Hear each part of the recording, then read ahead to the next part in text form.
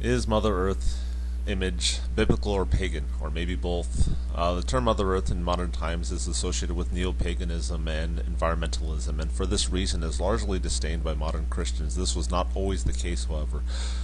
The term was used in the Bible and the Church Fathers as simply an acknowledgement that God made the human body from the earth and we feed from the earth. Unlike in paganism, biblical Mother Earth is not a goddess or a conscious living being. Furthermore, the Mother Earth imagery is a type of Mary itself. As I will show according to Saint Ephraim the Syrian in the 4th century, one of the earliest allusions to Mother Earth is found in Job chapter 1 verse 21, and it says, He said, Naked I will come forth from my mother's womb. I came forth from my mother's womb, and naked I shall go back there. The Lord gave, and the Lord has taken away. Blessed be the name of the Lord. Many versions omit translated the word Shema there, or corrupt the verse by simply saying depart. However, Hebrew and Greek texts do not allow for this. Job is speaking of going back to his mother's womb at death, that is burial, alluding to the earth as his mother. As you see here in this interlinear from, I think it's Bible Hub, it has the word there used. It doesn't simply say I shall return, it says I shall return there to the mother. Virtually every Bible commentary, be they Catholic, Protestant, Jewish, acknowledges Job here speaks of the earth as mother. The Jewish commentary, this is going to be from Rashi, we can find on Chabad.org. I thought I had a link, but maybe I don't. Oh no, I do have it here. Sorry, I have to post the link later. It says right here, the commentary, and I will return there naked. He is not referring to the womb. What then is the meaning of there? To the place of his return for which he is destined, and he will not change the law to return anywhere but to the earth. Therefore, it was not necessary to mention it. So anyway, that's this is Chabad.org following Rashi's commentary on the verse. Then we have Catholic commentaries such as Haydock here saying thither, that to which the earth from which all are taken. And then it says, oh no, then it just goes on to say the Septuagint. Then you have Clement of Alexandria in the 2nd century, who comments very eclectically, but Job's words may be taken more elegantly, understood of evil and sin. Naked was formed from the earth at the beginning, as if from a mother's womb naked to the earth shall I also depart, naked not of possessions from which for that were a trivial and common thing, but of evil and sin, and of unsightly shape which follows those who have led bad lives. Obviously, all of us human beings are born naked and are buried naked, swathed only in grave clothes. The Calvinist commentary, the Geneva Bible, says that is into the belly of the earth, which is the mother of all. We have Pope Gregory the Great, a Catholic pope in the 6th or 7th century. In his Moralia, which is largely a commentary on Job, it says, But as the earth has produced all of us, we not unjustly call her our mother. As it is written, heavy yoke is upon the sons of Adam from the day that they go forth out of their mother's womb till the day that they return to the mother of all things. This is quoting actually Sirach, which I will discuss later on.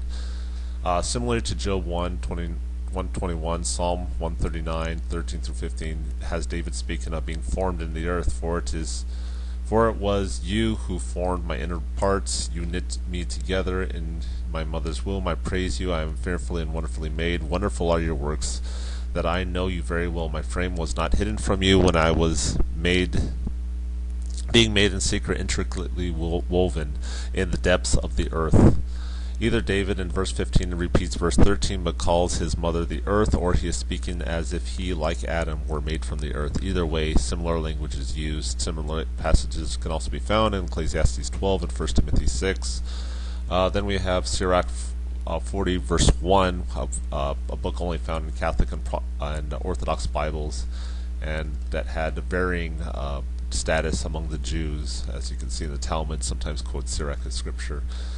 So largely it seems to be based on Job 121, this verse, and it says, Hard work was created for everyone, and the heavy yoke is laid upon the children of Adam from the day that which came forth from their mother's womb until the day they return to the mother of all the living. So here the mother of all living, instead of Eve, is being referred to as the earth. In addition, the fathers occasionally called the earth mother. The Syrian father, Saint Ephraim the Syrian, makes the connection between Mary and the earth from which the Adam was formed, just because I should actually rather. So this is probably following the Armenian text, which is apparently all we have left of some of Ephraim's works, and sometimes we have it in Greek. We still have a lot of in Aramaic, but for whatever reason, not all were preserved in Aramaic. He says, just as because the bodies which themselves have sinned themselves must also die in the earth, their mother was cursed. So because of this body, because it is itself the church which is not corrupted, the earth was blessed from the beginning. For the earth is the body of Mary, the temple which received the seed. And going on, he says, because of the first mother who was cursed, the second mother was expressly named blessed. Then we have St. John Chrysostom, the Archbishop of Constantinople in the 4th century, writing before Augustine. He says in his homily 2 on Genesis that the earth, you know, is our mother and provider, to which we owe our beginning and our growth, that is the homeland and grave for us all alike. Then we have the North African Latin fathers, St. Augustine, writing just after St. John Chrysostom, says, how powerful is God, who has given different seed to the womb of the earth, that they might make spring up such various shoots, such beautiful trees. So he's saying the womb of the earth, mother imagery again. Then we have the North African Latin church father Tertullian, writing about the year 200. He's the first major Latin-speaking Christian apologist until he fell into his sort of neo-Pentecostalism, heresy of Montanism. He writes that the earth as mother and mother nature, and said it was normal speech in his day for people to refer to heaven as father and earth as mother. So he speaks of Saturn. He says, but if Saturn were a man, he had undoubtedly a human origin, and having a human origin, he was not the offspring of heaven and earth. As his parents were unknown, it was not unnatural that he should be spoken of as the sons of the elements from which we might all seem to spring. For who does not speak of heaven and earth as father and mother in a sort of way of veneration and honor, or from the custom of which prevails among us of saying that persons for whom we have no knowledge, or who make a sudden appearance, have fallen from the skies. This is the way it came about that Saturn everywhere, a sudden and unlooked for, got everywhere the name of the heaven-born. For even the common folk call persons whose stock is unknown sons of earth. And this is found as an apology, the 10th chapter. Then we also have here, in a different one, the apology speaking of our common mother nature.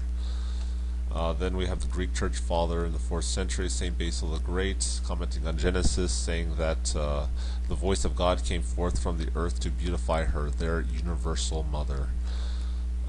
Then we have the Egyptian apologist Origen, who, of course, was later condemned as a heretic. But regardless, he in the 3rd century, mid-3rd century, spoke of, says, as the work of the universal mother nature, who adorned even irrational animals, so that even the most insignificant is not omitted, but bears trace of the reason implanted in it by nature. So in conclusion, is the term a Mother Earth pagan? Yes. Is it biblical? Yes. As pointed out to me once, witches light candles, but so do Christians and Jews. Anyway, this is Orthodox Catholic 1.